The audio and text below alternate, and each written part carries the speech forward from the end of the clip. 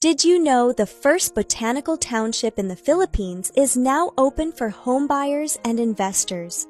Welcome to Arden Botanical Estate. Inside is the Lindgren Village, a Scandinavian-inspired community built for people who want more than just a house. Imagine living surrounded by greenery every day in a home designed with simplicity, elegance, and function. This isn't just about lifestyle. It's also about smart investing, with strong potential for value appreciation over time. So, will you secure your spot early or wait until prices go higher? Send me a message today for available units. I'm Catherine Palma. Let's help you own your future home in nature. Because if your home doesn't give you peace, it's not the right one. Ng paraiso.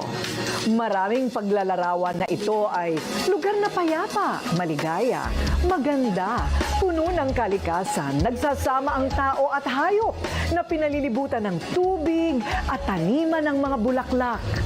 Well, hindi na daw kailangan pang mahanap yan sa kabilang buhay. Dahil now pa lang, binubuo na ang Arden Langit sa Lupa.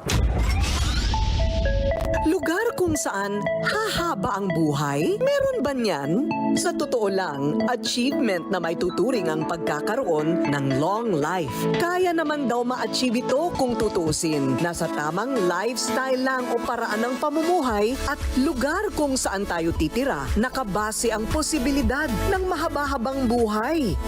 Yun nga lang, iilang bahagi lang ng mundo ang biniyayaan daw ng ganitong klasing mga lugar.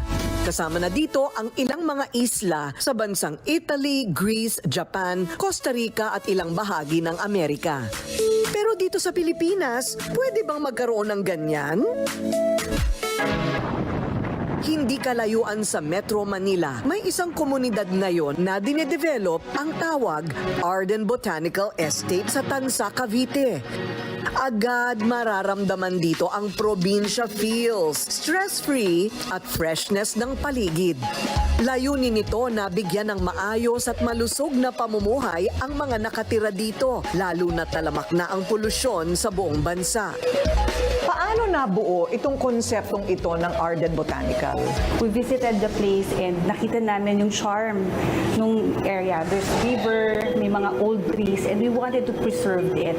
Pinag-aralan ng mga developer ang konsepto ng Blue Zone, isang pananaliksik sa mga lugar sa mundo kung saan marami ang nakatirang mahigit 100 taong gulang ang mga tao. Sinasabing dahil sa sariwa at natural na paligid, tulad ng malinis na hangin, walang chemical sa mga pagkain at lugar na pwedeng mag-exercise, pagkakaroon ng magagandang relasyon at mga aktibidad sa komunidad na may interaksyon sa kapwa at inang kalikasan.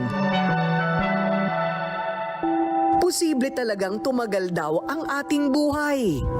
Kumonsulta pa ang kumpanya sa kilalang landscape architect at environmental planner na si Paulo Alcazaren para lang maisakatuparan ang isang sustainable lifestyle sa Arden Botanical Estate.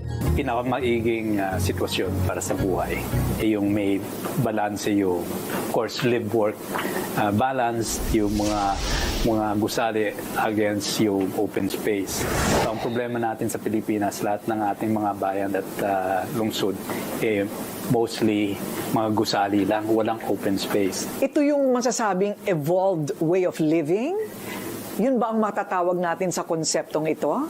Yes, create neighborhoods that can sustain the communities in them, na kailangan may park and open space, kailangan may town center for convenience, kailangan may walkability.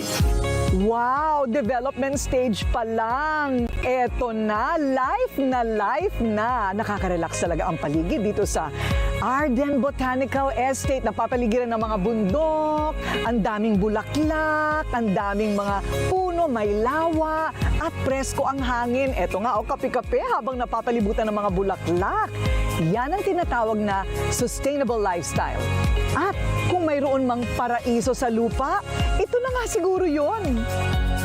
Siniguro naman ng Mega World na hindi masisira ang kalikasan habang itinatayo ang proyekto.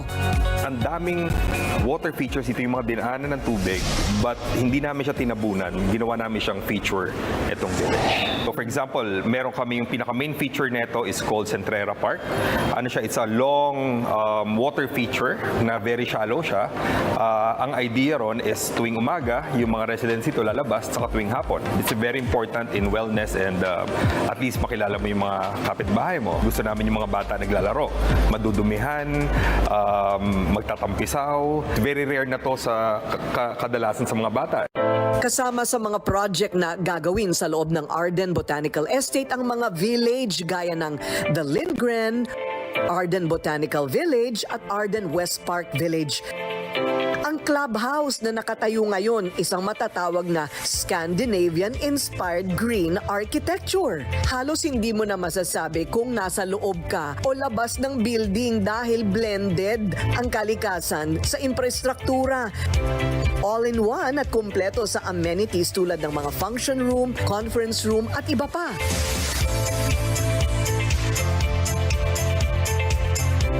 Ayon naman kay Dr. Lopez, posible na may mga blue zone sa Pilipinas na hindi pa natutuklasan. Pwede itong i-develop at gawing tirahan. At kung saan pwedeng humaba pa ang buhay nating mga Pinoy.